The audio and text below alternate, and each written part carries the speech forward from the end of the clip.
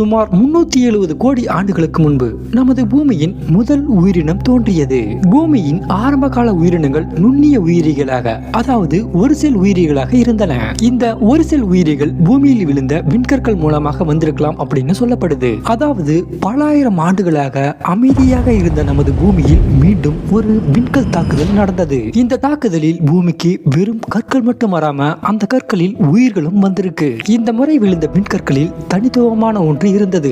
அதுதான் amino acid மற்றும் minerals. ஒரு புரோட்டீன், அதாவது புரதம் உருவாவதற்கு அடிப்படையான ஒன்று அமினோ ஆசிட். இந்த புரோட்டீனை தான் விண்கல் எடுத்து வந்தது. இந்த விண்கல்லில் இருந்த புரோட்டீன் மற்றும் மினரல்ஸ் எல்லாம் கடலோட அடி ஆழத்திற்கு போயிருக்கு. கடலோட ஆழத்தில் இருந்த எரிமலையோட வெப்பத்தில் இந்த புரோட்டீன், அதாவது புரதங்களின் கட்டுமான தொகுதியான அமினோ ஆசிட் பட்டு வேதியியல் எதிர்வினை மூலம் படிப்படியாக மிகவும் சிக்கலான மூலக்கூறுகளாக ஒன்றிணைந்து இறுதியில் ஒரு சில உயிரிகளாக உருவாகி இருக்கு.